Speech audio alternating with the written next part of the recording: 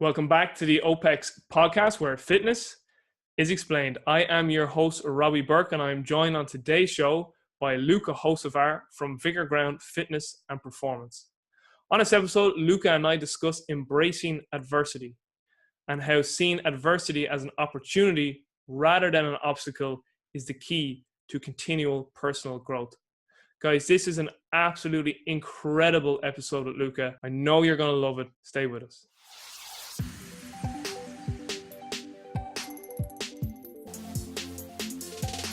Luka, thank you so much for making time to talk to me today. I really appreciate it. Just for any of the viewers or the listeners who may not know who you are, give us the background. So let's take it way back. The first, I think usually when, nowadays, at least nobody here would mention basketball when they meet me, but that was my life for a very long time. I'm moved around the world a lot.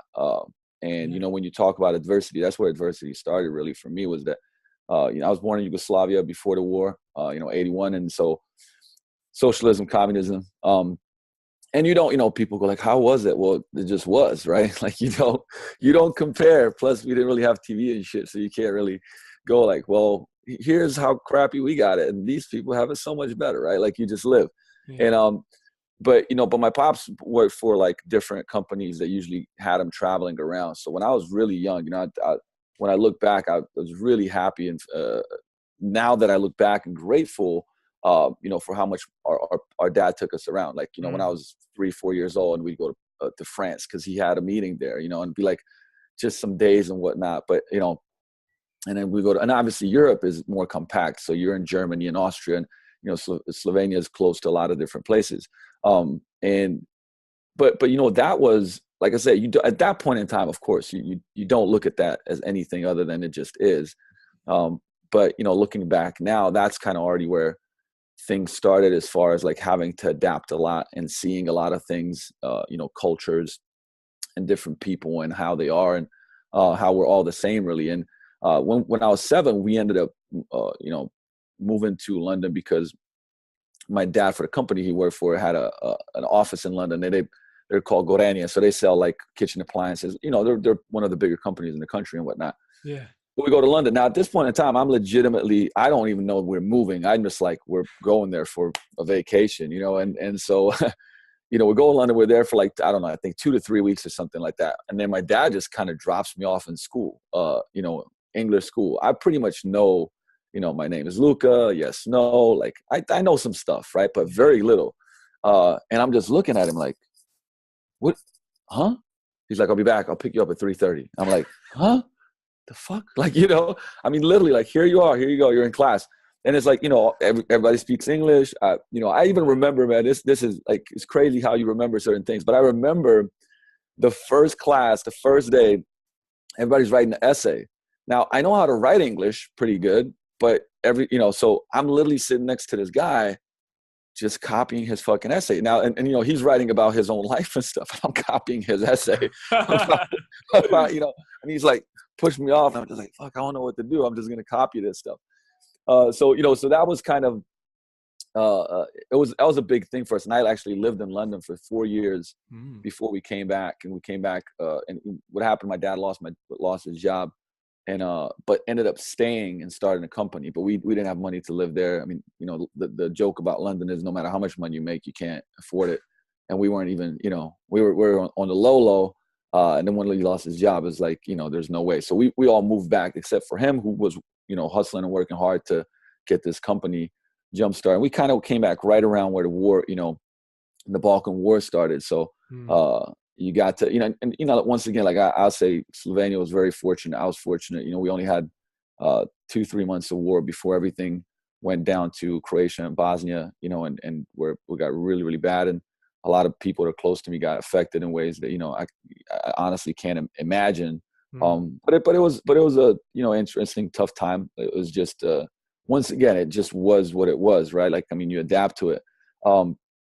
But that's where, in that age range from like 9, 10, I already started doing all these basketball camps. And I started, and I was a multi-sport athlete, but like basketball is kind of the thing that had an underlying pull on me, and that was for a long period. That was my life. I mean, ball was everything. And I started playing for a team when I was 11. It was called Olympia, who was like number one team in the country.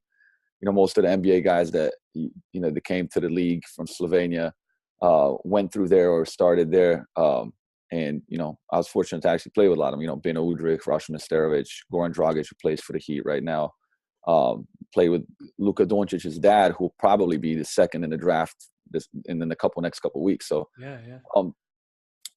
so that was like where I started, and ball was ball was life for me, and it intertwined. Some of the things that happen is that like I've always been a very, when people say, "Were you talented in basketball?" I was like, "Well, not really. I was fucking the shortest kid. Never picked. Never." I was like, "Oh, we got to pick Luka." Okay, I was that kid. I'm 6 foot in my sneakers now, but growing up, there's in the Balkans, there's a lot of tall people, right? I mean, it's was known for. You get a lot of the guys that play in the NBA are usually centers, but obviously there's a lot of other players too. But we have a lot of tall people, so I was just a short guy, and I was actually pissed off. I was angry. I was the youngest of the 3 brothers, but then now you go to ball, like nobody's picking you. There's a lot of like chip on your shoulder type of mentality, which made me. I think that's part of what made me like, apart from moving around, always being the new guy, always, having to, like, even when we moved to London, it's like, you're different, you're a foreigner, you get in fights all the time, because people are testing you and talking shit. So it all built up. And then, ball was like, well, I want to get good at this because I want to show these people that I'm better. I want to show these people that I'm great, blah, blah, blah. And, that kind of put me on this cycle of trying to seek significance. Now, this story overlaps a lot, but I'm going to try to tell it the best that I can because I do think it has some relevance. Because basically from the age of 11, I mean, I would probably play basketball on average, 4 to 5 hours a day. And I also, because my dad wasn't around because he was in London, like 95% of the time, those are like those years, right? Like the, 11 and up. So I also started, I mean, I'd go to school, I also wouldn't go to school a lot, but I also started doing a lot of dumb shit, got involved in just stupid street stuff, but, which escalated later on. And, by the time I was, 15, 16 years old, a lot of robbing, stealing, drug dealing and stuff. I mean, it basically it was the organized crime and, but at the same time, I'm still, I'm still playing 4 or 5 hours of basketball a day. When I'm 14, I found I get into weights, and this is how. So my mom worked at the bank Slovenia, and she, my family's always been pretty, my mom was a swimmer, my dad was a ball player, so we're all into fitness, and she opens up a gym, and it's like this small, like I think. I mean, couldn't have been more than 1,500 square feet, I say. But it was a membership gym. Like, people come in, have the membership.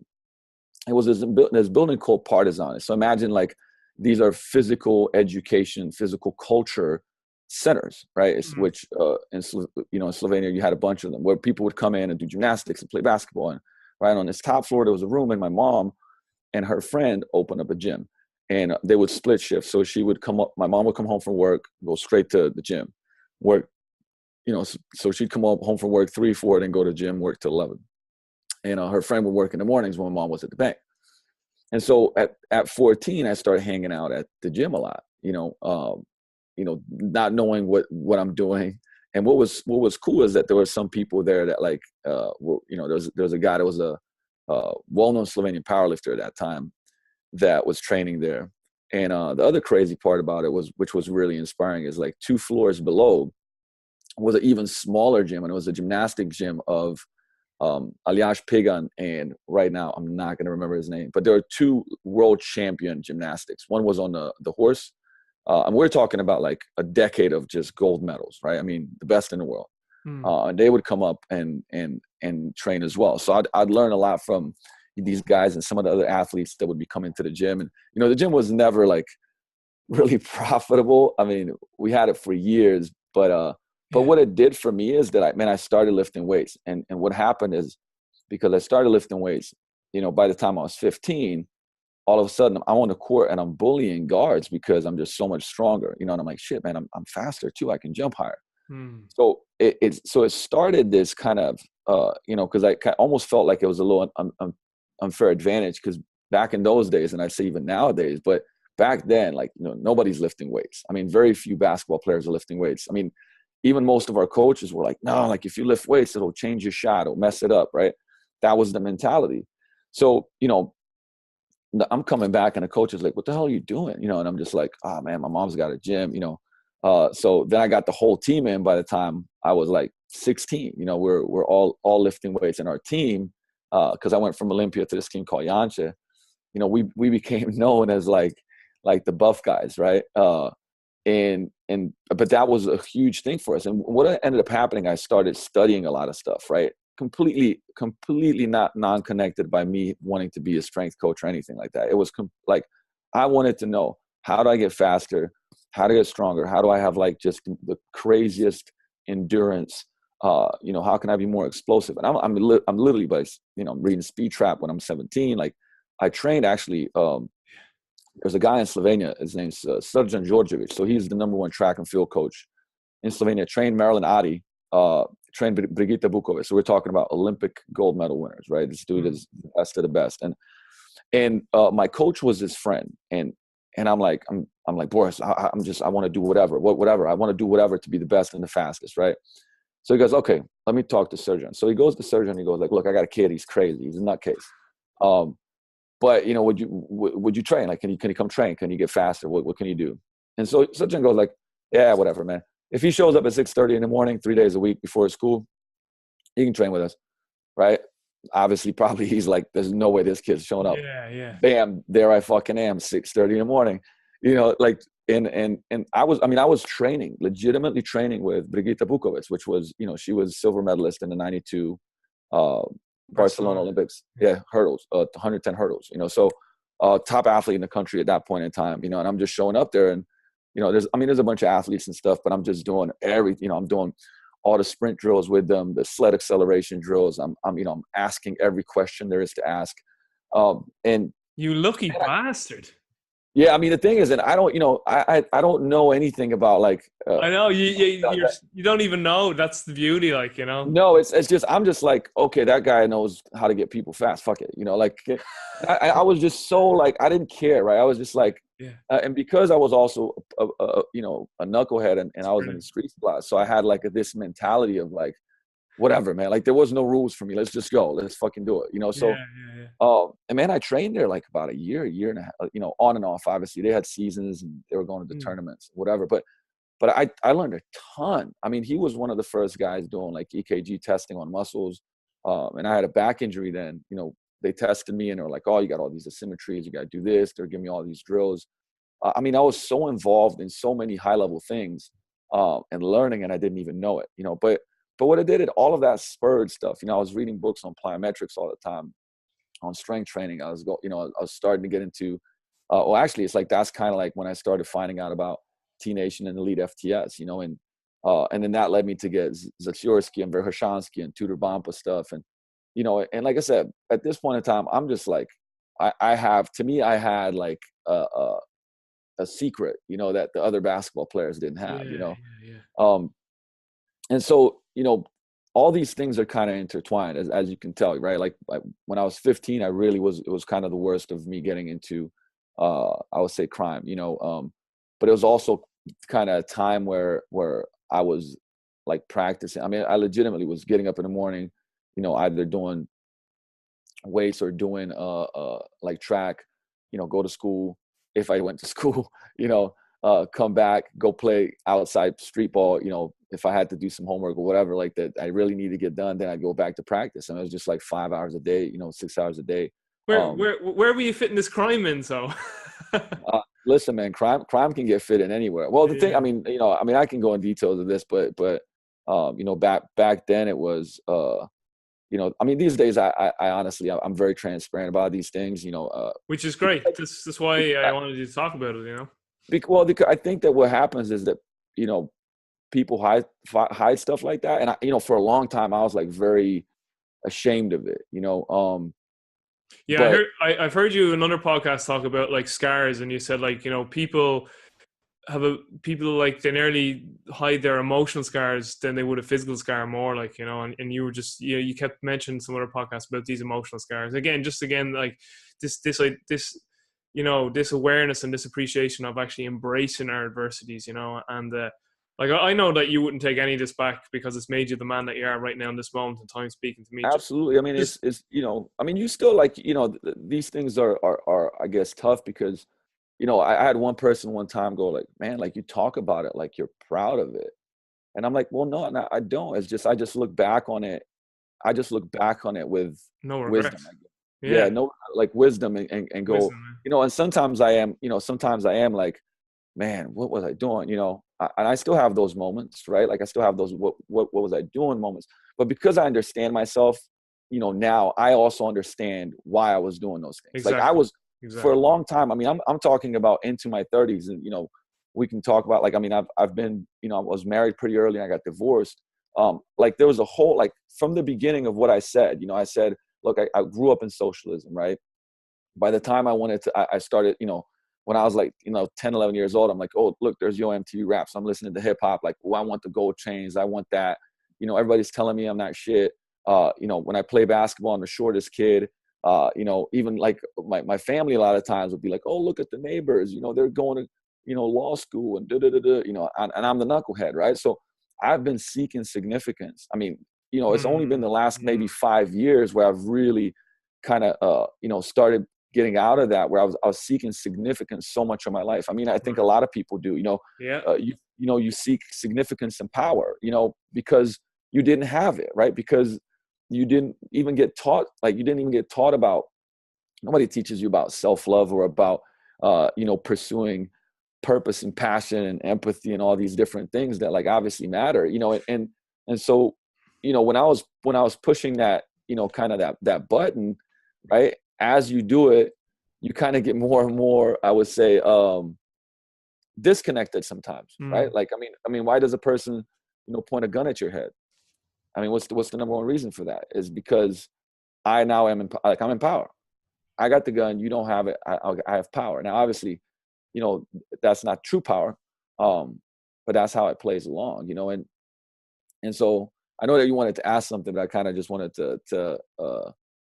No, I mean it's perfect, and like your background's still not finished yet by a long shot, but just you were saying there that you felt that you were just constantly striving to get significance, and it is actually something I heard you mention on another podcast as well. And it's funny because it was years ago. I did a podcast with Pat Divley, and you actually contacted me and said you'd listened to the podcast. And you're like, Yeah, I remember that. you're like, God, there's so much you say that resonates with me. And since I've met you and since I've come across more of your materials, I'm like, me and Luka, like I can just tell that there's so much that we'd resonate with.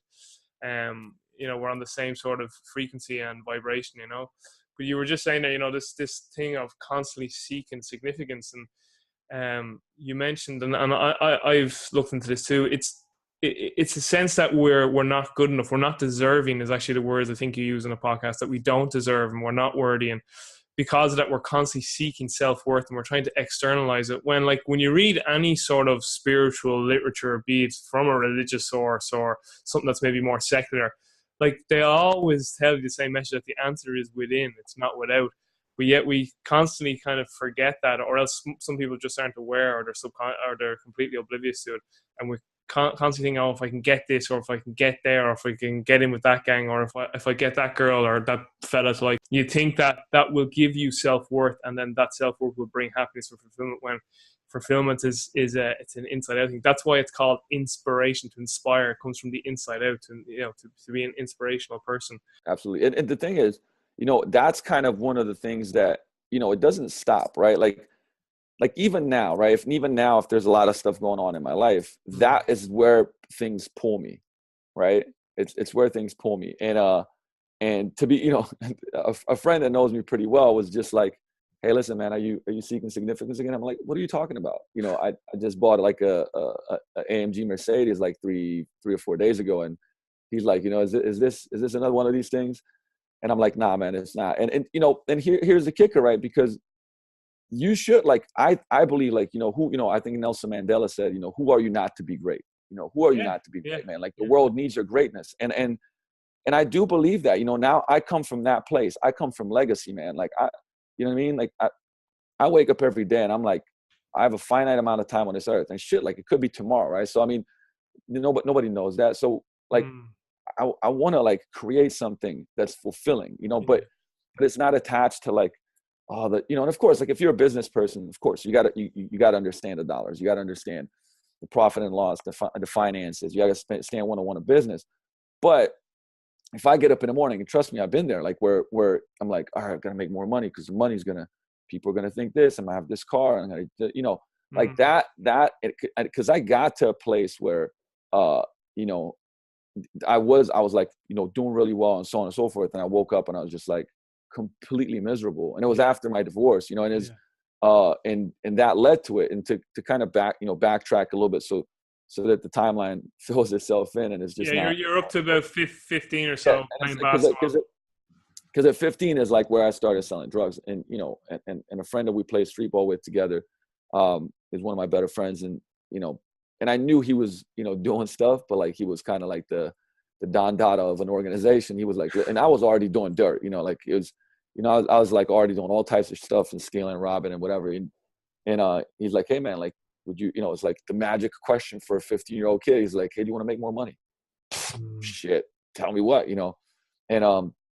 and basically, I started selling ecstasy, and this was the peak of raves. This was the peak of, like, I would say, that culture in Europe, and I went to, my first, basically, and what he would do, number one, there's really no markup. He was like pretty much the top dog, and I don't really necessarily want to talk to, like, the drug game is like this, the higher up you go, you have less markups, you make more money. There's no middleman. So I had no middleman, and he was like, look, you don't even have to pay me. Pay me once you sell it, And I went to my first rave, and like a lot of the kids at my high school, were ravers. So I just went to them, and this is kind of like the one-on-one of marketing referrals. And I say, hey, can you like introduce me to, the people you hang out with, but I'll give you some e-pills. And they were like, oh, hell yeah, like, come with us, and I think I sold like $350 the first night. I made more money in the night than my mom makes in a month at working at the bank, and then how do you go back from that? Now, obviously, this is my mentality then. Okay. Yeah. Don't take this. If anybody's listening to this going like, oh, Luke says go sell drugs. Don't do that. Cause there's no there's no good ending to this. Right. Like, but that was that was kind of the beginning for me. Of course, you 15-year-old kid, 16-year-old kid, you got so much cash in your hand, and you're like, dude, I was here for 3 hours and this is what I made. This is insane. And so that's kind of what began that. And that was my side thing. I mean, it's my side thing, but that became pretty big. And we had a whole, crew, and we were doing a lot of stuff. And but every day, guess what? I'm lifting weights. I'm playing ball. I'm spending 5-6 hours in the gym. So those two went in line, and but it brings me to what made me leave for the U.S.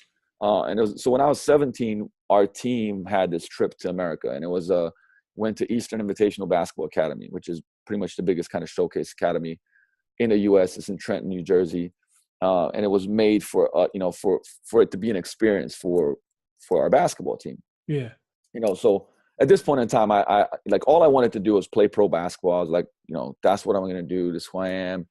I'm going to make a ton of money doing that, so on and so forth. Right. Like,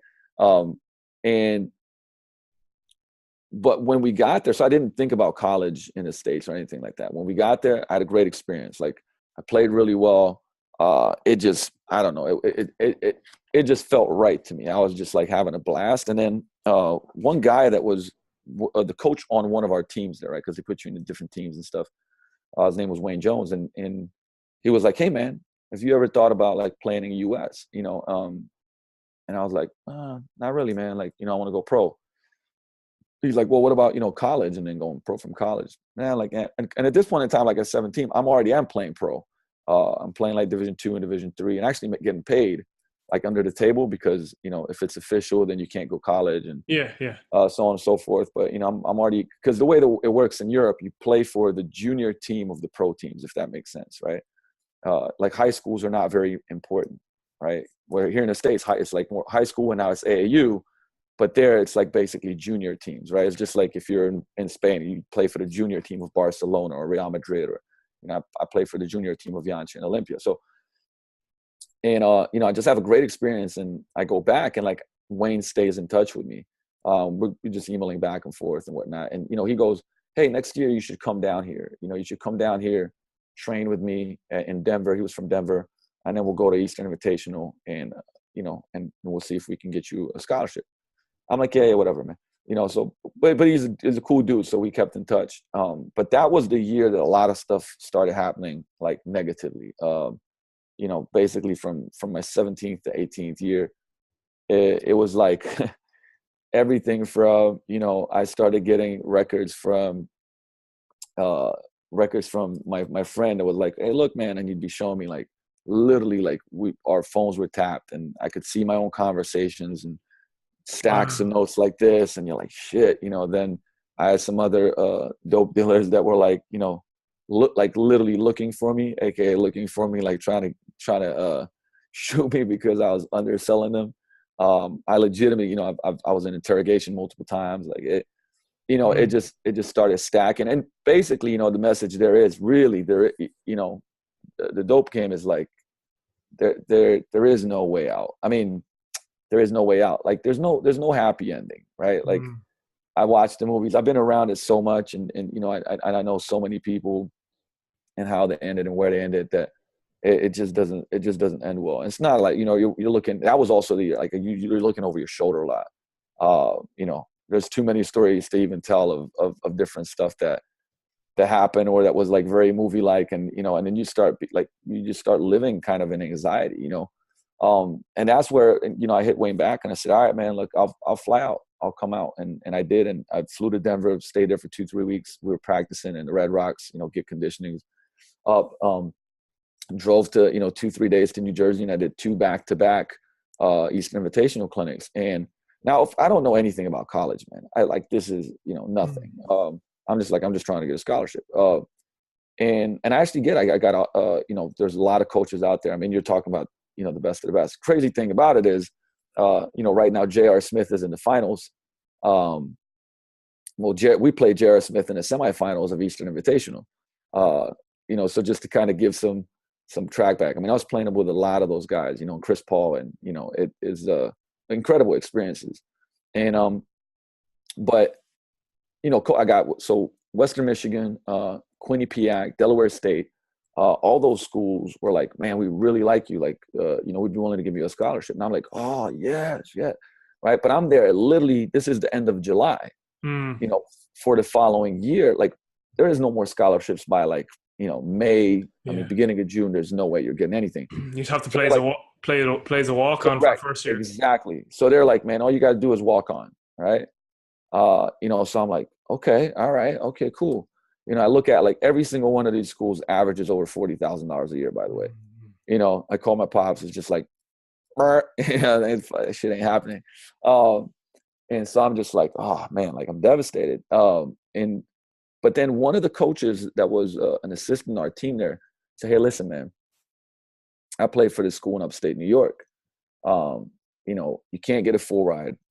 It's a junior college, D2. But you can get tuition. You can definitely get support. And, it's not that expensive to live. Like, I'll talk, but he's like, but man, you'll play and you'll do well." And I was like, fuck, okay, this is kind of like, it's so last minute. This might be my only thing that I can grab onto. And I remember I came back August 3rd. So I came back to Slovenia August 3rd from that trip, and like, fuck it. I mean, literally it was like, fuck it. Boom, fill out the paperwork. I was trying to get, hold on, let me shut this off. I was trying to get off, to get there, I think by the end of August. But of course, there's visa and paperwork. There's a lot of stuff that you got to do. And so I got it all, figured out and done. And to a degree, like, listen, I was so, like, I didn't know so much that at first, when I was going to go to the school room, I was like, yo, this is dope. I'm going to New York City. Lo and behold, it was New York State. And the place I was going is Binghamton. So I shit you not, I found that out like about 10 days before I left. I was like, yo, fuck, this isn't even New York. but I was like, it doesn't matter. Like, I gotta get out of here. Yeah, yeah. I think this is the best choice for me. And so my flight actually was, I flew to the US on September 11th. My flight was supposed to land 20 minutes before the towers got hit. And then Wow. we flew in the air because the airspace got closed. We flew in the air until we ran out of kind of fuel and then landed in Nova Scotia. And I spent a week in a military camp there before taking a bus back to New York City and then upstate New York. So that's how I came to college in the US and did 4 years. And after Man, that, if that wasn't a sign that something that something special was going to happen with you in the United States.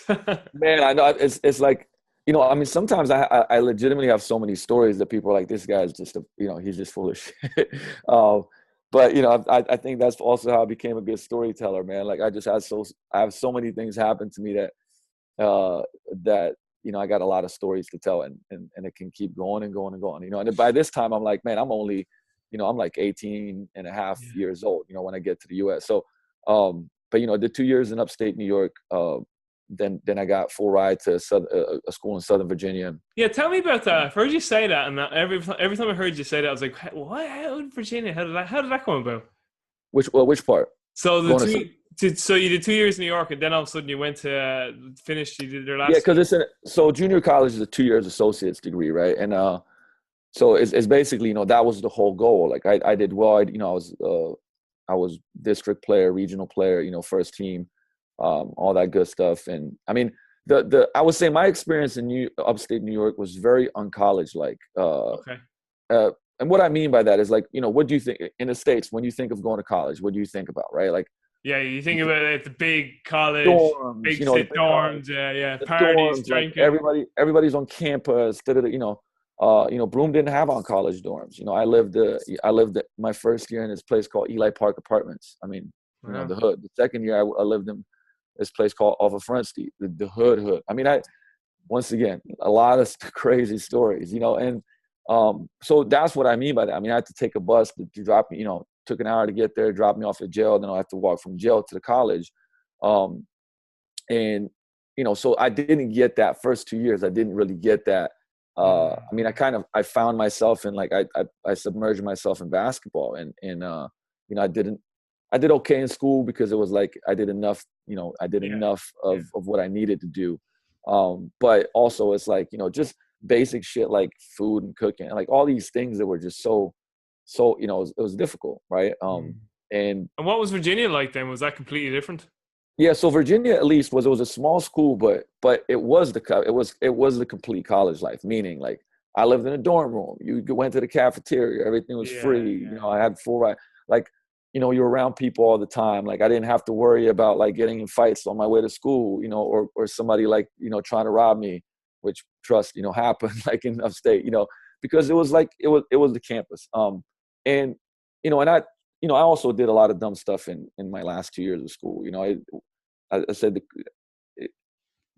put it this way, man. Like, I think there's a message here of like, why it's so important to you work on yourself. Introspection and like really trying to peel the layers of who you are. Because like I still, even in college, like when things are good and I'm like, I'm getting my degree and I'm like playing really good basketball and like I'm just, I'm one of the better players in the team and yada yada. Then I still get pulled off to doing like criminal stuff because it's easy and it's because, it's like whatever, so it's almost as if it's too good and you kind of self-sabotage, isn't it? You're like, it is. I mean, it's like things don't just, that's why, first of all, like it's crazy to me when how like the aura around things like therapy or, seeing a psychiatrist are so bad. And I've done that. I mean, I've done therapy in many different ways, and so I think it's one of the best things that anybody can do because, how many times have you yourself or somebody else in your life gone like, or you looked at them and went like, what the, like, why would they do, they have everything going for them and they just do some dumb shit, right? But that was me too. I was lucky, I was really lucky that, me going back into doing some dumb stuff in my senior year of college, didn't, I mean, just, I don't know, call it luck, whatever. But,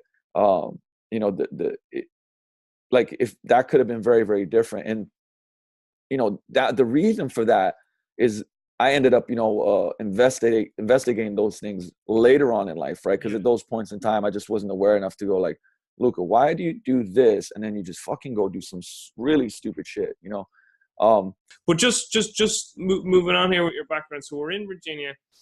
Your degree was in business as a major, but you still minored in like sports science or exercise physiology. Exercise science and kinesiology, yeah. And Yeah.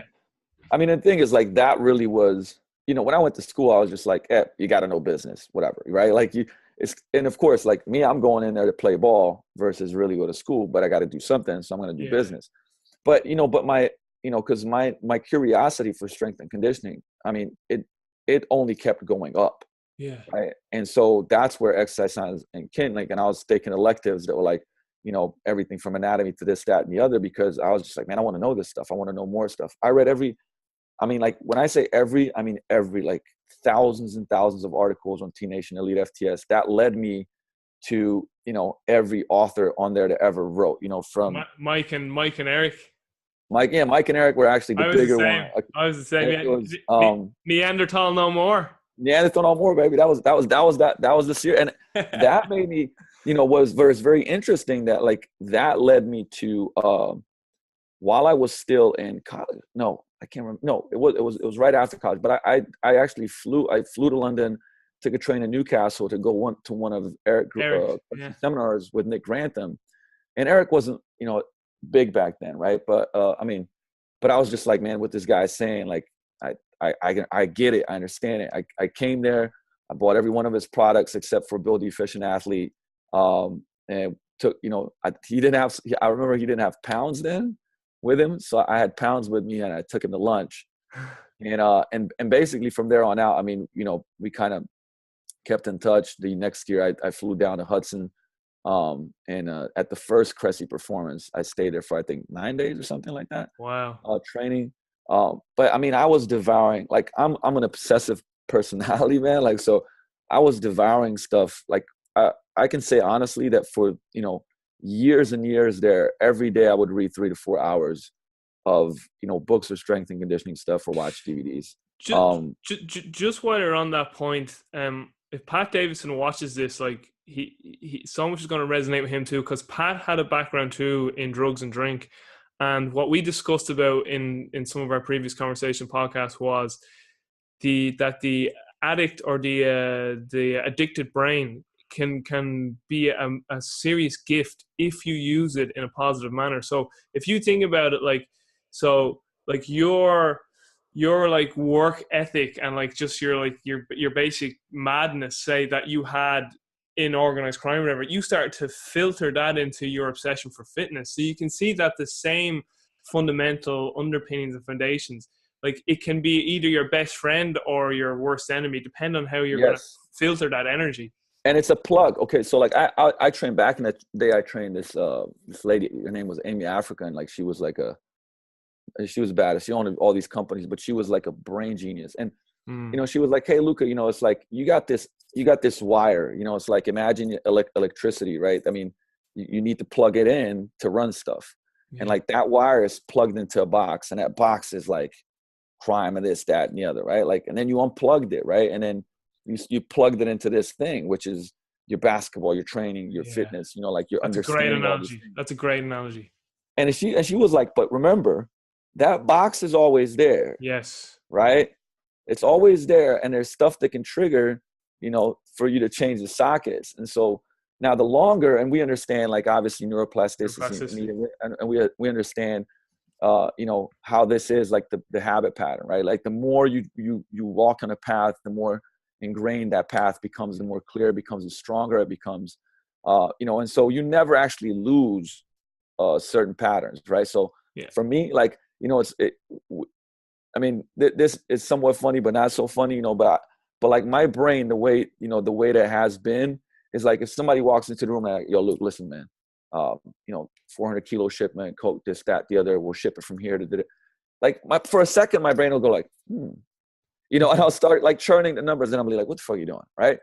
Because that's there, right? That's there. And it's underlying. So I have to work hard I mean, the thing is now it's easier because, like I said, I've spent, 13 years, 14 years, uh, in strength and conditioning and coaching in some aspect, and, pursuing this path and really aggressively. I mean, and I don't say this to, to sound like I don't know what, but like, man, I mean, I am like, I mean, even when we sit here, like this wasn't planted here for me to show you. I mean, this is just, books are everywhere, man. Like I'll take a shit.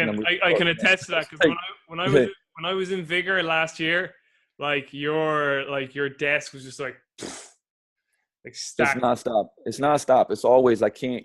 And so I have to feed myself that, versus other things. And it is, Yes. like I forgot who, man, it might have been Charlemagne the God that like was talking about this, but you pick your P. What I mean by you pick your P is like you either pick your passion, your purpose, you pick poison, or you pick procrastination. Beautiful. And those, it's kind of like one of those, in every area of your life, right? Like I just had, I always tell stories after I do group training, team training. And I'm like, guys, listen, right now you just got done with this session. You picked your purpose, right? Because the purpose and passion of your body is to feel great, to be energetic, to be lean, to be healthy, to be in power, right? So that's what you picked, But if you go drinking for 4 days, you're picking poison. Or if you sit on the couch for 3 days or 2 weeks, now you're picking procrastination. Now, procrastination, what's going to happen is you think you're not choosing, but you are. The choice will be made for you, right? The choice will be made for you. So always think, I'm like, man, remember, pick your P, and just always think about what I told you. And every day we have a choice, right, of what we're going to pick. And a big factor is, I think one of the most important things to choose is the environment, because the environment triggers you. Put it this way, like, look, I could put you at, like, man, I don't care what you say, like going to, this is, I think, the the Stanford experiment, 1972, if I'm not mistaken. They take these students and they put them into a jail, and half of them are inmates, and half of them are, guards, right? And day 6, they have to, I think it's day 6. Yeah, I think day 5 or 6, they have to stop the experiment. Like they're forced to stop the experiment because literally it becomes so tense. And like the guards believe they're guards, and the people believe that they're inmates, right? And these are normal, I say normal people, right? Like these are not people that committed crimes, and yet they're behaving like that. They were college students, weren't they? They were college students, right? Yeah. So you're going to tell me now, first of all, I can tell you straight up, like I can remember a day, right? I can remember a day where I'm sitting, like, man, I'm sitting at a table with, I mean, what at that point in time, at least in, our country, was some of the most dangerous, like, people, in that country, like literally, like, at least some of them, like mafia. We're talking about movie type shit.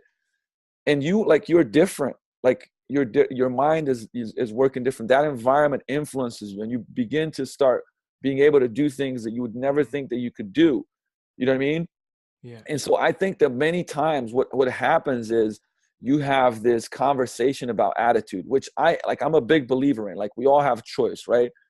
But the truth is that we are so, free will is questionable, but our environments, right, actually, I would say, trigger so many of our behaviors and decisions that the most powerful thing that we can do is actually choose our environment. Yeah. Right. And what did I do? Yeah. Looking back, what did I do? I changed my environment. Like, I was constantly, like, think about this. Even when I was like, man, I'm going to start getting away from this shit. Like, I mean, people come to the gym and be like, yo, you're Luka, right? And we got a fucking beef with you. I'm like, oh, fuck. Like, it was just like crazy. Yeah. But once again, so I chose a different environment to trigger different behaviors. And then, like, for those first 2 years in JUCO, I could have been involved in a lot of stuff, but I actually, because I shifted the environment, and like I got so into, like, my whole life was like basketball. It was just like, all I'm doing is lifting weights in basketball, right? Yeah. And on a daily basis, I would have you consider, like, anybody that's watching this, have you consider, what is environment?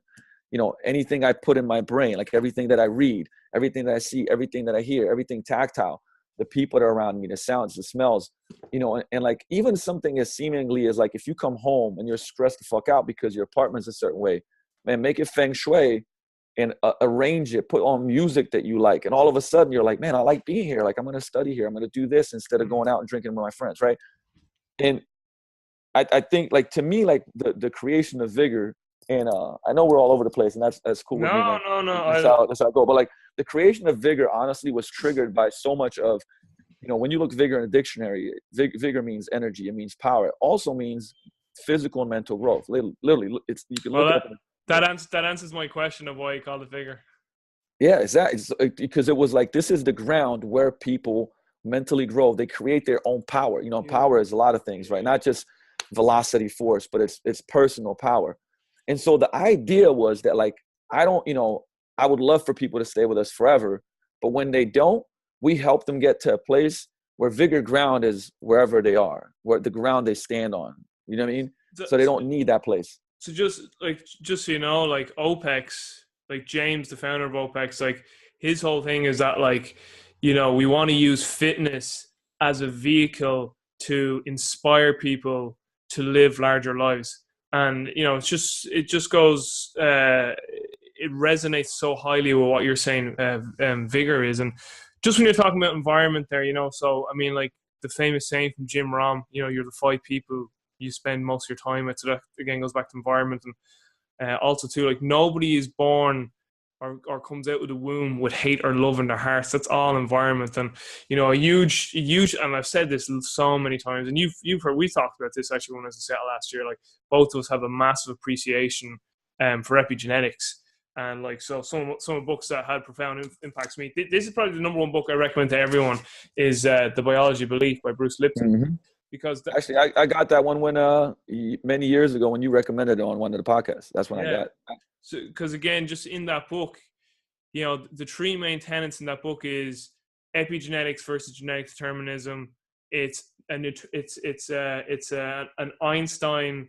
It's quantum physics versus Newtonian physics, and he goes over the conscious versus subconscious mind. They're the 3 big tenets in that book, and, like, when I got an awareness and appreciation for that, it changed my life, because when I realized that the environment shapes an organism, then it made me step back and appreciate that everyone and everything is the way they are for a reason. And instead of condemning and pointing fingers, what we need to do is try and show compassion, empathy, understanding, and try to discern, and always step back and ask why, rather than, again, condemn.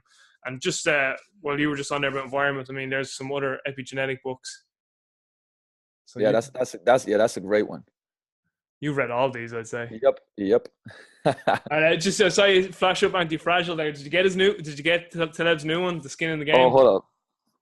I mean, listen, man.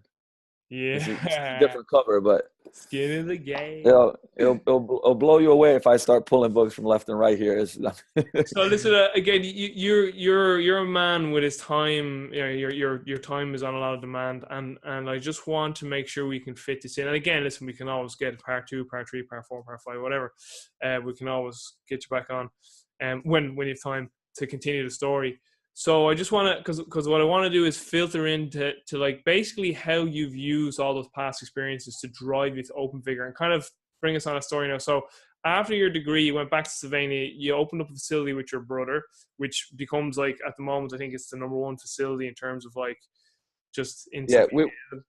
And then talk about your trip back to America, and then you went into LA Fitness, and you were back grinding, and then you went to Vision Quest, and then the Garage Gym. And so if you can get into that, and then get into where Vigor is, because I also want to ask you about some books and courses and resources too, because you're the most educated man going. I think you said you did 150 to 170 seminars in the space of, like, a decade, was it, or something like that? Yes, actually, it's more than that now. I mean, it's really these last 5 to 6 years, I travel massively, obviously. I mean, I'm flying tomorrow to Slovenia for the Vigor Summit where I'm speaking. You just flew down. You just so the viewers notice, I listened to a podcast with Luka and Jay Ferrugia on Jay's podcast. And apparently, now you can verify this, but, like, Jay said in the podcast that you just flew down just so you could do the podcast to see him for 2 days and flew back. And then you were just like, yeah, man, it means so much more when we're in person, Yeah, I actually...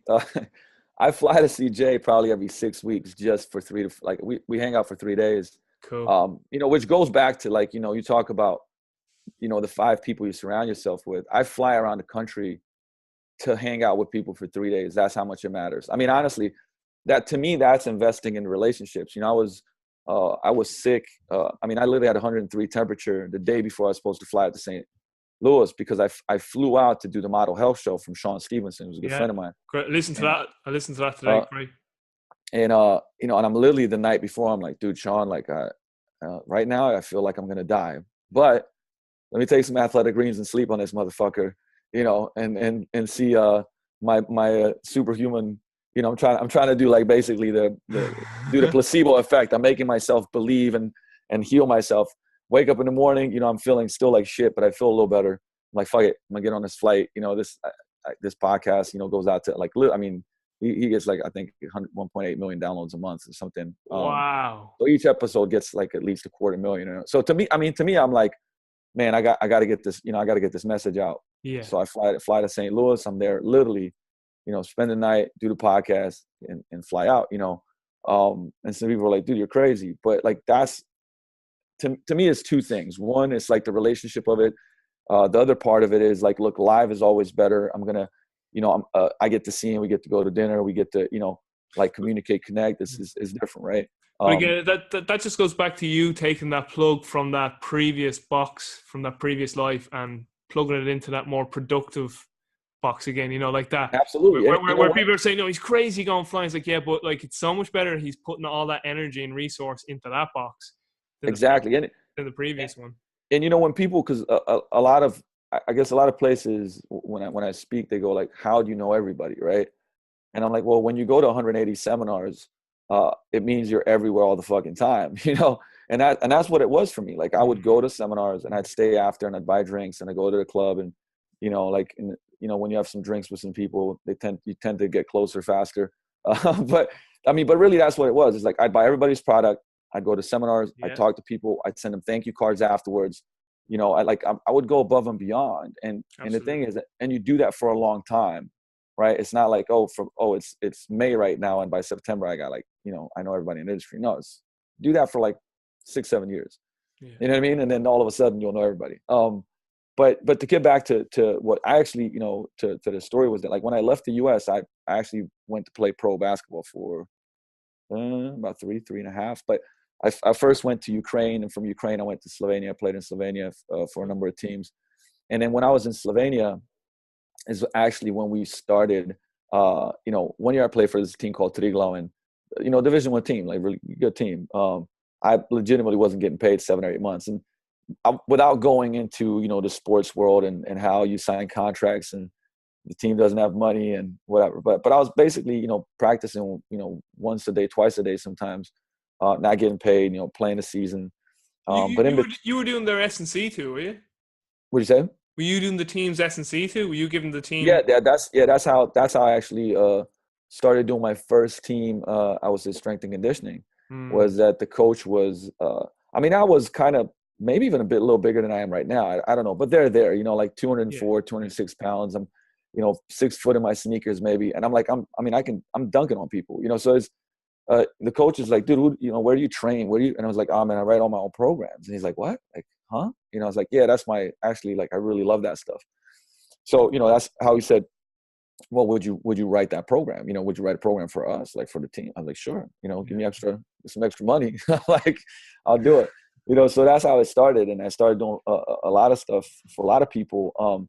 And, you know, one of the things was that my brother, like me and my brother started training with kettlebells with a guy, Greg Solwachan, you know, who was actually one of the top guys.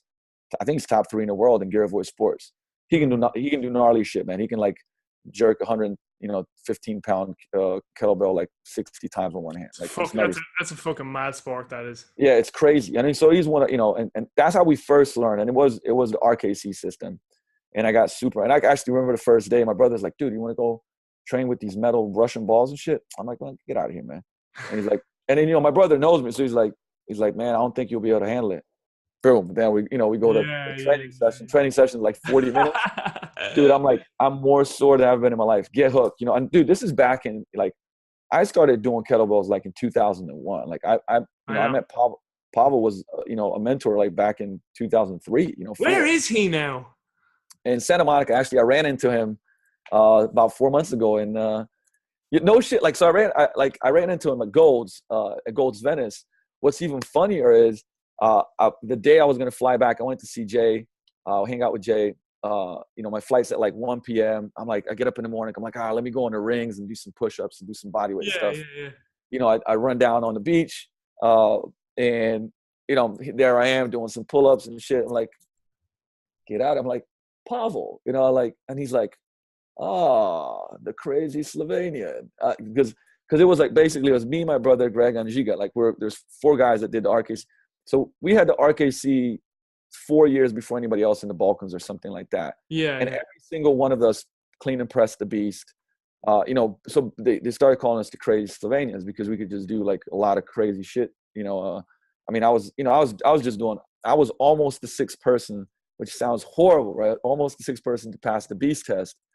I messed up on a pull-up. I went way too wide on it, even though I passed it before I got there. But so, we built that relationship, and I mean, those were days, like Steve Maxwell, Steve Cotter. Actually, my brother is really, really, really close friends with Steve Maxwell and goes out to do his longevity camps and helps him out with that sometimes. So cool. I really was fortunate and so grateful, man, to have been, almost, I don't even want to say it wasn't accidentally, but I've been mentored by legends and I've been around those people so much and just, ate it all up. And my obsessive personality, really helped me in that area, And, but what happened is that my brother handed off some people that he was training, kettlebell training with. So I took them over. So that was doing S&C for some basketball, for some soccer.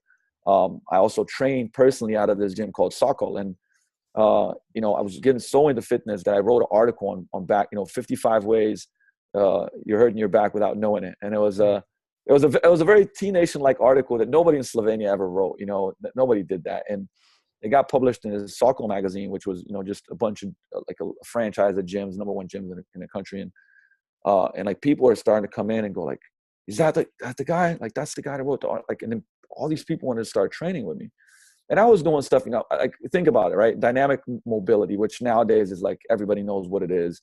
When I was doing that stuff, like literally 14 years ago, 16 years ago, I mean, people are looking at me like I'm an alien, but, so then I wrote the article, people started seeing results, and I kind of had to, here I am like playing pro ball, and in between my day, I'm training people for 4 or 5 hours. I mean, so literally my whole day is like, get up in the morning, eat breakfast, go lift weights, do track, maybe shoot around, train, have a little maybe nap, train people, and then like, oh shit, I gotta drive up the Kran and get my, practice in or fucking go to the game. And like, so that we did that for a long time. Then we started training groups in this park called Tivoli, which is like this massive, just hills, woods.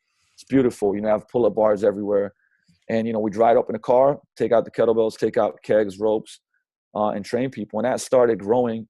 And I've been one day, and this is, like I said, my last year playing ball, I go to my brother and I said, listen, man, like, there's something in my gut, and it's like, I'm telling you, we got to get a space. We got to open a gym. And they were against it, and against it because at this point in time, I'm engaged to be married. What year is that now? What year roughly is that now? 2000 and mid 2000s, 2007. This is hold up. Yeah, so this is probably 2006. Okay. This is 2006 because I played for Himik in Ukraine for 8 to 9 months, then left and played for Kirkonomisto, then played for Triglav. Yeah. Okay. So this is 2006. And my brother and my friend Giga are like, well, but if you're gonna leave, right? So you're gonna leave, and if you leave, like, man, what are we gonna kind of do? Because my brother was still playing pro soccer and doing, had translating agency and whatnot. And like I just kept pushing him, and then eventually my brother invested in a bunch of kettlebells, and we got this one room that was 470 square feet, right? Wow. I still have a picture of this. It was sky blue. It was just this funky color. But but we started doing groups and training. That's even smaller than the Franco's closet gym. Yeah, it was a room. I mean, pretty much it was a room, yeah. Right? And it was just a square room in this one place. And we started packing the times where we were training people. And, not longer after that, like I ended up leaving, right? And I ended up leaving obviously because, long distance relationship when you're married and stuff like that is no bueno. And I got a visa for it and stuff.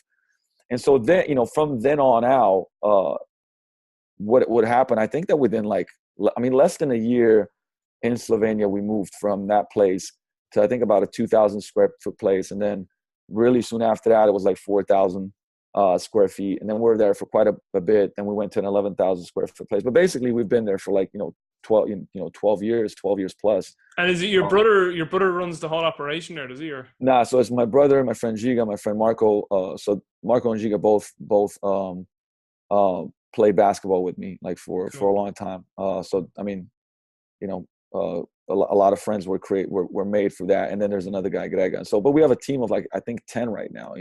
Cool. We have 380 members. It is the number one gym in the country. And you've had a lot of the guys out there, Eric, Mike, Joel Jameson, they've all presented out there, haven't they? Yeah, so we have Martin. We've had Martin Rooney. We have Eric. We have Mike Robertson. We've had Joe. We have Joe last year. This year, unfortunately, I won't be able to be. So we have the summit this next weekend, and I'm speaking at that. Andy McCloy is speaking at it. Flying Andy out for that. Then in September, we have Lee Taft coming. We got John Russin coming. I spent a day with Lee here in Ireland this year. He's such a cool dude.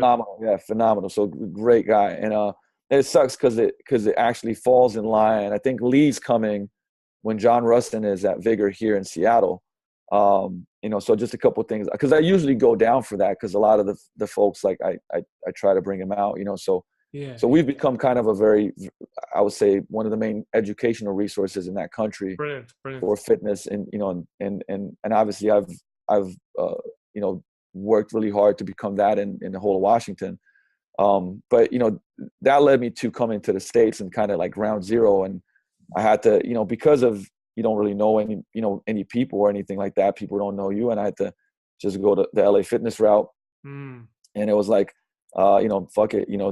I just want to get my foot in the door and just go somewhere and do something. Funny thing is, I actually was a training manager. So I was the person selling versus because I literally could not put food on my table if I was just a trainer. So what I ended up doing is I would work and sell, the training packages. But I would also coach people, which, actually wasn't what I was supposed to do. Yeah. But there's a lot of people that are just I will not train with anybody but you, because I was the person taking them through the sales process and assessments and stuff. And I mean, I did things very differently. I had problems at LA Fitness because they're like, no, you're supposed to do this, and I'm like, but this is lying to people. Even their presentation was just not scientifically tacked. You know what I mean? They're like, if you do cardio on this day, this is what's happening, and you fit the fat burning zone. It's like, oh, fuck, this is bullshit, right? So. But I became very successful because I did things different there. And what I mean by very successful is I did really well with sales, although I was not a salesperson per se.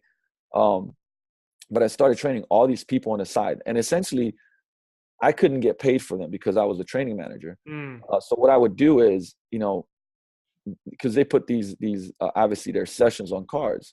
So I would go to the other coaches and go listen, I'll give you their sessions. You give me half in cash.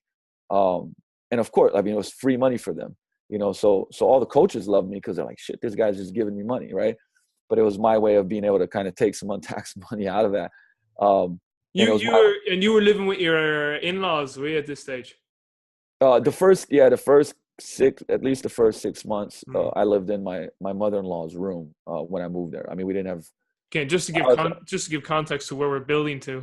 Yeah. I mean, it's basically we just we pretty much went for our wedding. We were like, hey, give us money, so we actually have any money at all, that we can put down. And that's when we got some money, that we put that down for 3 months of rent, so it gave us some breathing room. And then I just hustled my balls off like crazy. And so from LA Fitness, then you went to Vision Quest.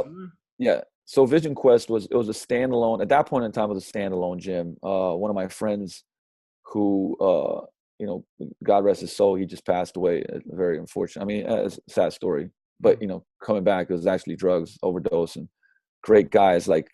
You talk about the plug, and he was plugged into fitness with me for a long time, and then veered off back to his old ways. And like I said, sad story, but man, Rich was, Rich helped, because I met him at LA Fitness, and it was this very, very, we could do a podcast on him because he's such an incredible character. But, you know, he was like the guy that's like, look, man, I know this guy, Chip Swarzel, you know, he just bought into Vision Quest. And I'll take you there. Like, he's a good guy. Like, you're the best coach in this state. Like, we got to get you there. And at LA Fitness, I didn't want to, you know, be there long term anyways, but it was like I broke a, you know, West Coast sales record for LA Fitness, and like was, you know, missing $3,000 on my commission, and they were, you know, sending me around everywhere, and I never got it. And I was like, oh man, that's it. Like, that's it. So that's when I went with Rich and went to Vision Quest, and he, you know, we had this meeting, and, you know, Rich was the greatest salesman of all time. And he was like, this is the future of fitness. This guy's the greatest, you know. And I'm just sitting there, and Chip's like, all right, so, you know, what's your deal? And I said, listen, Chip, man, like, I was the only person that had the balls to say, you know, I want to have my own gym. You know, everybody's coming in like, I want to grow with the company. And, you know, and he was like, listen, if what Rich tells me is true, like, I want to give you part ownership, you know, sign this deal. And, you know, but the deal was like working there for a long time, but I get 5% of the company. But there was all this stipulations. It wasn't like, you know, to be taken away and whatever. And I was like, man, nah, like, because like, this is what I want. I said, like, look, this is what I'm going to do here at Vision Quest, and I'll deliver on that and then some. But that's what I want to do long term. And he respected that a lot, and then gave me like a base salary for like a month. He was like, yeah, 30 days, I'm giving you this. After that, it's whatever you make, right? And I covered that. And then, you know, kind of, I want to say the rest is history there, but like, you know, Vision Quest ended up becoming, because these were the recession times, right? Like, these were like the kind of the recession was about to hit. And so, are you still in LA? Is Vision Quest still in LA, or where is this now? No, Vision Quest is in Seattle. Okay. Well, it actually sold. So to come bring it back, in about 4-year span, I was there for 2 years, but in about a 4-year span, 4.5 years, like, they ended up acquiring, like, I think 13 or 14 gyms. Wow. You know, during that time of recession, like, they were really, like, Chip and Brad were really good with this stuff, man. I'm gonna ask a really dumb question. LA Fitness though, was that in LA, or is LA Fitness? No, LA Fitness is all around the country. So this isn't Renton. So we were always in Seattle. I thought listening to the other podcast, you were in LA, and then because my question was, when was the move to Seattle and Renton? No, this was all LA Fitness is just one of the biggest franchises. So I was there.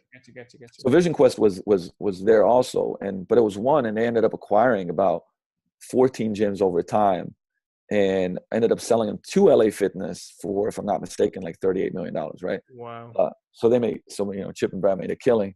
I would have actually made 1.7 million, if I'm not mistaken, had I stayed on board with the 5%. But you know what? Like, peanuts compared to what you're on now. Well, the thing is the other part of it too is, like, you know, I really didn't want to do that. Like, what my role there would be is not what my passion and purpose are. It wouldn't have fulfilled you. No. You know, I never, ever, you know, like, was like, oh, you know, people would say that, like, oh, dude, man, you would have, like, nah, I don't care about that. That's, you know, and it's not like we're not doing some good things. So, but I also told him, like, as I was there, you know, like, when earlier than what I said I would get a gym, there was this garage, like, in the local area that came up, and, you know, the price wasn't crazy. And I don't know, I've always been like, you know, I don't know if you ever had that feeling where something grabs you and all you can do is think about that. Like, you have anxiety around it. Like, your gut is just like explode. Like, it's not subtle, right? It's not subtle. It's like, right. Yeah. And I went to the office and said, listen, man, like, I'm not going to bullshit you, you know, Chip, like, I found this garage, like, dude, like, I don't know, like, I got to take this, but I promised you this much time. So, like, look, you know, I'll be here. I'll do everything I said. Now, at this point in time, like, I was the number one trainer there. I started boot camp. Like, I was probably the first person that put EFT on top of EFT inside of a health club, because they're looking at me crazy. I said, look, I want to start boot camps. They said, well, we already did those. I said, I don't give a shit if you did them. Like, I'm telling you, like, I'll crush this. And they're like, okay, all right, we'll give you a chance. I said, okay, and we're going to put on EFT. And they're like, what? People are already paying EFT. Like, you can't put like boot camps on EFT inside of a health club that's doing membership. Like, I'm like, no, that's what we're going to do. It's going to be $95 for twice a week. Now, they're all like, dude, this guy's insane, right? And we did it, and we launched, and it was like, we launched it with 60 people, and, you know, and Chip's like, Jesus Christ, this guy knows what the fuck he's doing. They actually ended up, like, you know, growing, like, a lot of the stuff that I did there, they grew it into all the 14 gyms. It probably made them millions of dollars. You know, that's a funny story where Chip, when they sold, Chip called me and said, you know, man, you know, I probably owe you some money there. But it's, you know, honestly, it was a great experience. He gave me opportunities. You know, I busted my butt, like, you know, great dude. I learned a lot from it, man. Like, and so with, you know, he said, okay, cool. You know, just don't, like, obviously shake my hand. You won't solicit. Take 3 of your best clients with you, but don't solicit one. And I didn't. Like, I would come to work, I bust my butt at Vision Quest, you know, like, do my thing. And in the mornings, I'd run boot camps out of my place. In the evenings, I'd come back, you know, train athletes, train my crew. I would legit, when you talk about working an 18-hour day or a 20-hour day and 16, like, I was legitimately, like, doing that. Like, I was you were well and truly plugged into that box. Plugged into that box. I mean, we're talking, you know, insane amounts of training sessions, studying, you know, business. I mean, and I would say it's not that much different now. Maybe it was just that back then, you know, I didn't really have nothing. You know, and the gym started gaining momentum. And what I would do is I would just, as I was build up more to the gym, or the garage gym, I'd cut down more of the time at Vision Quest. Until one day I was just like, hey, you know, like, I make enough income to be able to support myself and my wife here at the gym. And I left on great terms. So great. That was kind of like the beginning. And, you know, to fast forward it, I mean, that was like, you know, that kind of garage became, some people would say, a cult gym in Renton.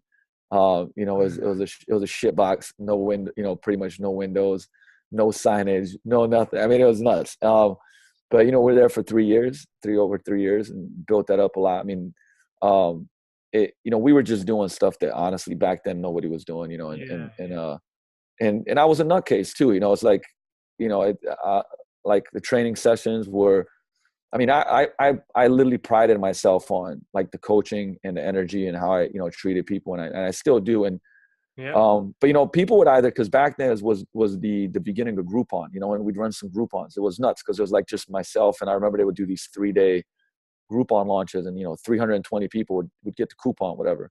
And it's just fucking me, you know, and I'm not sleeping for 2 days, answering emails and calls. And even though I'm answering them all the time, that I'm not actually training people, you know, there's still 100 voicemails, and, you know, people are like, they don't get back to you in time. I'm like, dude, it's like I'm one person, you know. And then we'd have these, you know, we'd have all these orientations, and, like, the orientations would be packed, you know, and, like, I mean, I made every mistake that you can make, but so funny. You can just see the client saying, Luka, your staff don't get back to me. And it's just like, yeah, that's because it's just me. That's because, that's me doing everything. And I can remember days. I remember one specific day when that launched. I got on the phone 87 times, and I answered 121 emails. And by next day, I had 60 voicemails and I had 100 emails waiting, right? And they were waiting, like, nobody's getting back to me. You know, it was bananas, man. And, like, so I was doing, you know, coaching all day, you know, doing the biz stuff, and then doing these orientations where sometimes now, like, 20, 30, 40 people would show up for these orientations. You know, I print these manuals and spend so much money that I was actually losing money. And then by week 3, I was like, all right, this is stupid. Let's send them a PDF. You know, it was just, but what it was is that it was such a contrast. So, you know, I was very myself, and I was, you know, learning so much stuff. I cursed probably too much. You know, I don't know. You've known me for a little while. You know that in the last 5 years, my cursing's gone down. I try to use it when, I don't know. I guess strategically. I don't think I'll ever stop cursing, but certainly I've got to a place where it's like, hey, you know what? You speak to less people if you're just mindlessly, you know, throwing out curse words and things like that. And but I was a nutcase, and I was very. Did somebody say that to you, or was that brought to your attention? Or yeah, no, actually, you know, from reading a lot and talking to a lot of people, but Jay was actually the person that was like, hey, you know, he said, and we were having a conversation. It wasn't maybe even necessarily. Well, I think he was speaking to me in some sense, but it was. I think he kind of went through that phase too. But he was like, hey, look, man, he was like, Martin Luther King didn't curse. You know what I mean? Like, and if he did, would he have reached as many people? It was like, man, you got a message, and you're diluting your message sometimes if you're cursing too much, because you have so many good things to say, but people aren't hearing them because the cursing makes it white noise, or sometimes make people think that I'm, maybe uneducated or, intellectually haven't understood these things. And, Well, and one thing you're definitely not is undereducated. I can tell you that. but what I did, I realized that, I was like, you know what, like, I think there's a point in a time, and I do believe in, like, look, I'm a passionate, emotional person, right? Yeah. So sometimes, you can't relay something better than fuck, but I think using it at the right times and not overkilling. I certainly think that, like, back in the day, I would fill space with that, for sure, maybe because I didn't know how to articulate myself as well, or maybe my emotions weren't as controlled, and so on and so forth. And so over time, for sure, like, I curse way less, and I think it's a very, I think it's a good thing. But then, I mean, it was like, man, people were bringing, like, kids to orientation because they couldn't, and, like, man, I was doing ninja kicks in orientation, cursing. It was a shit. I mean, but it was like, it was like good stuff. It was great stuff, but I was just being very myself, and it was almost like, about 40% of the people were just like, we're never coming back. Like, this guy's a nutcase, and 60% of the people are like, this is the fucking greatest thing I've ever seen. Like, and like, so it was kind of just learning to channel that a little bit more productively, that sort of energy. For sure. But, I wouldn't take it back, because I do think that the whole, like, people are scared to be themselves, and, to kind of loop it around, back to this, some people, because, when we get on, like, I could talk for 30 days straight on marketing. I could talk on 30 days straight on coaching. But in this case, I think it's such an important thing is, like, the whole, showing your scars. Like, look, when you talk, like, people get uncomfortable, but I think, like, true power is when you can be really transparent, and of course you got to pick and choose when and what and why. But, like, the fact is that, like, I'm not, like, I try to share a lesson when I say something like, hey, I sold dope, or, I walk around with guns and do this and that. Like, like, here's the lesson, man. Like, don't get it twisted. Like, here's the pain that I went through. Like, here's the dumb shit that I did. Here's the, right. Like, or, I'm very comfortable about talking about divorce and cheating and things like that. And trust me, it took me a long time. Like, I went through hell, man, like, for, to be here. So, guess what? I'm going to carry these scars. These scars are the foundation. What I call, the foundation of kings is, like, man, like, yes, physical scars, people have them. And even that they try to hide, but emotional, even more so. And, like, imagine the conversations that happen, like, the depth of a conversation that can happen when somebody goes like, geez, like, this guy just sliced himself open, like, and like, what does he have to hide? Like, I mean, it creates trust. And then the conversations that can be had are meaningful, like, it's not like, hey, look at the weather, man. Like, how's them Seahawks? It's like, fuck, like, it allows you to better connect to your clients. Now, it's also sometimes polarizing. And what it does is that, if it reveals maybe your values and your virtues very soon, and people that are just not connected and might be like, that's not for me. Cool. That's all right. That's good too. Right. Because when you try to be everything to everybody, is no bueno as well. So I think that, like, almost like when we talked about, when I went to train with a track and field coach, I didn't know any better. I just go after it. And that has its negatives, but I honestly think it has more positives, because the reality is that people talk themselves out of everything, right? They talk themselves out of everything. And, like, like, oh, I don't know if I'm good enough for this. I don't know if I should ask that question. I don't know if I should go after it. But if I do this, then they're going to think this, like, judgment, persecution, like, those are, I don't know. It's such a, I mean, it's a drug in itself too, and I think that right now in fitness, a lot of what's happening is that, like, people are numbing themselves down, trying to be, like, too lukewarm and neutral, or being like somebody else, man. It's like, I can't remember. It's the same thing. I heard somewhere, and I was just like, what's the best advice that you have? And it's like, man, fuck your dreams, and like, what? And because I can't remember where I read it, but it's like, man, look, some of the best things that you can do to someone is to tell them that, like, they suck, right? And not like it, and it's not like fuck your dreams. It's like, fuck your dreams when you're trying to pursue somebody else's dream.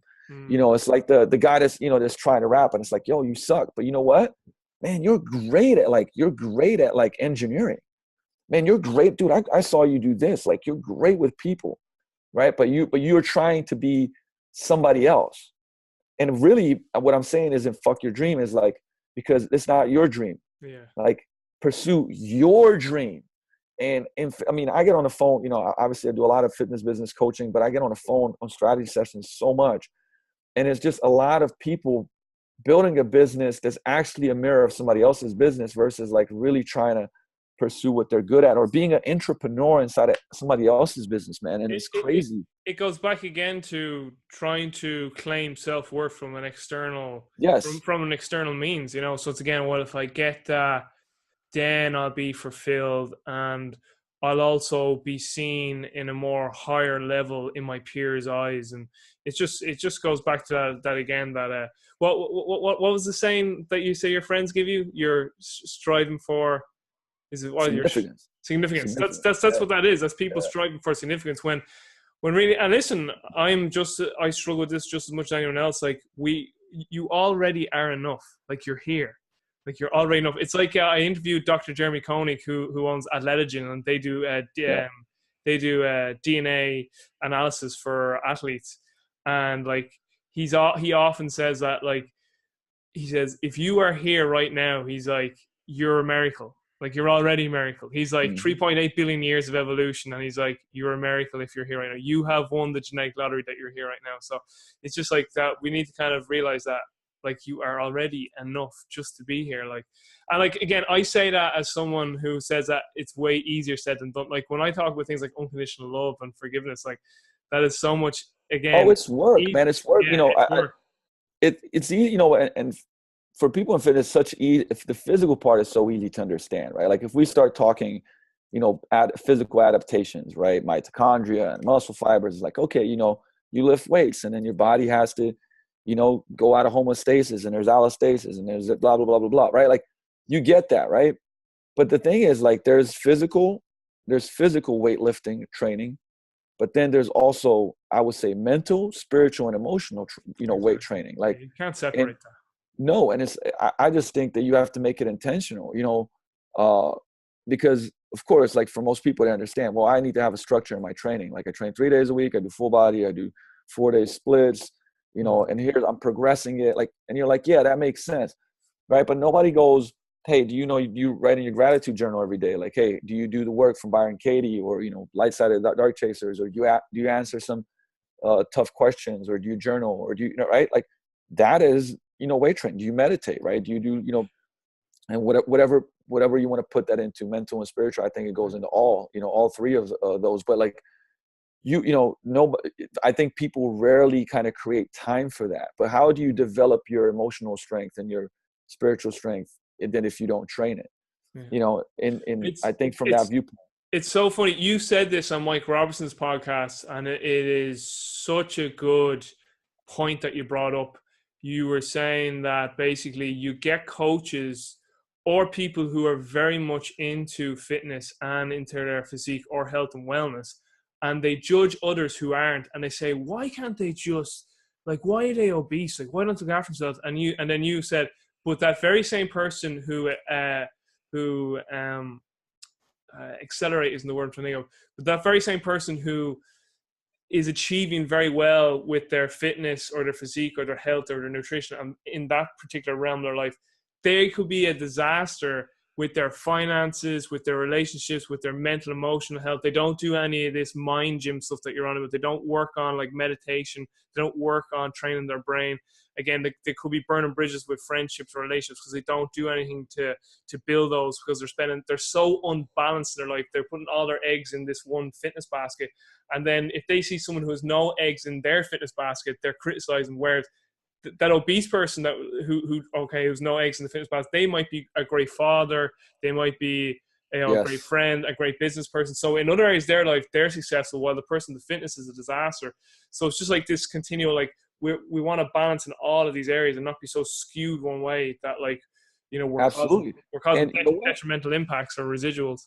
That, you know what, like 6 years, well, it's been 5 to 6 years ago. I mean, that's kind of like where I started going into, you know, really, really diving into change psychology and behavior change, because, you know, I had to ask, and, you know, and I was always studying coaching in a lot of these different aspects, but, like, you know, when I got divorced and there's like I was cheating. I was like, my life was just taking a fucking, like my personal life was just a clusterfuck, right?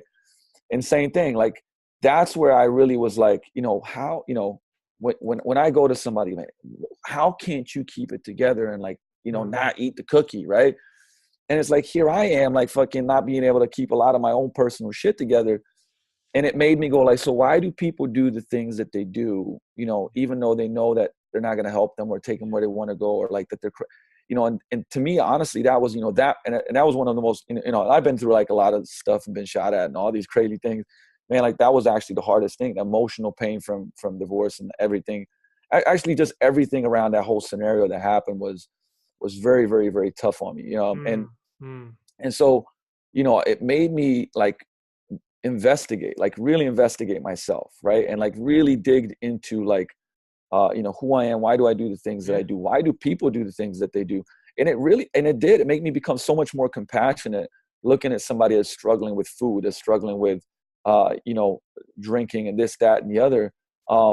And it was crazy how many more people I started helping after that, like listening better, understanding better, asking better questions, because I was like, I mean, I don't know how many, but like I've read hundreds of books, in that realm now, because I got so like obsessed with, why did I even do that shit? And then making me understand like, okay, wow, these are the reasons that people behave this way. Yeah. And that, I would say that kind of rabbit hole has never stopped. Like I continue to go down the rabbit hole, because it is, man, like it's, then you start, we've both been in that area where it's like, I'm like, what's the best program in speed development and strength training? And like, and you can talk about that for days. And like, now I'm, I still geek out on that. I really do. I still study out of that, but I understand that like, here's the knowledge. And then there's like, I like to call these threes, like you have information, or education, but then you got to get it to integration. And then once you have integration, you get transformation, and it's like, there's a lot of people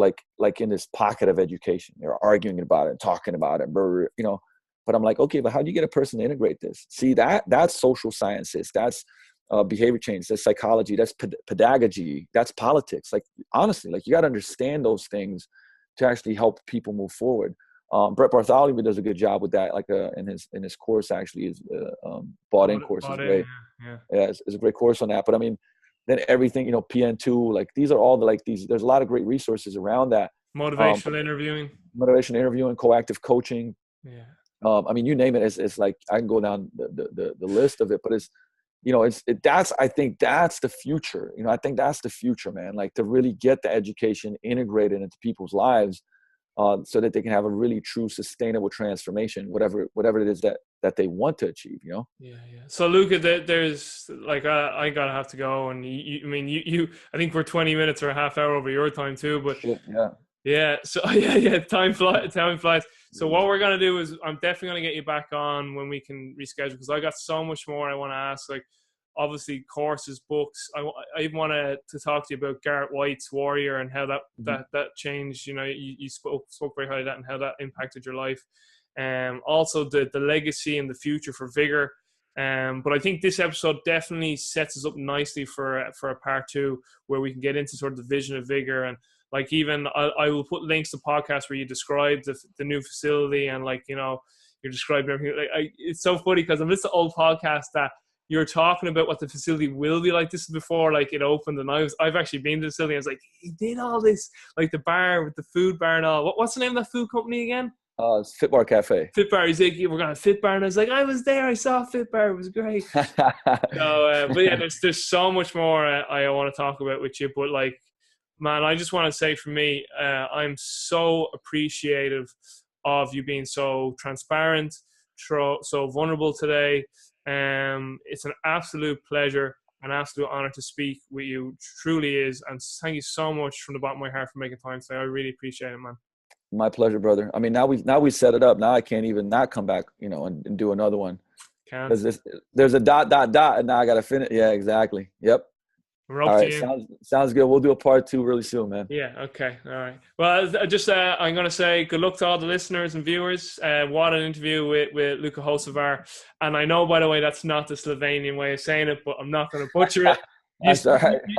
You said the American or the English way was fine. So, I'm going to have everything linked up in the show notes, guys. Luka is one of the most educated blokes ever, and on our part 2 or 3, whenever we get him back on, we're going to delve into so many more areas. Like, he is the man. Make sure you check him out. I'll have everything linked up in the show notes to Luka and Vigor and everything he's got going on as well. But what an episode. This was one you're going to have to listen to 2, 3, 4, 5 times. So just want to say thanks so much, Luka. Thanks to everyone.